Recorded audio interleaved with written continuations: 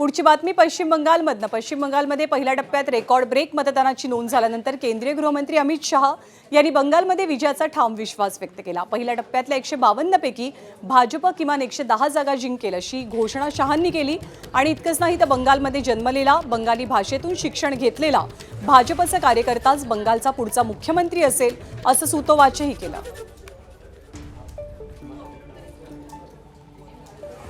मैं दीदी को बताना चाहता हूं, दीदी बंगाल का अगला मुख्यमंत्री बंगाल में ही जन्म लेने वाला, बंगाली मीडियम में पढ़ा लिखा और बंगाली बोलने वाला होगा।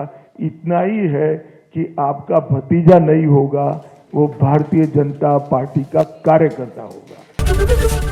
एबीपी माझा, उघडा डोळे बघा नीट।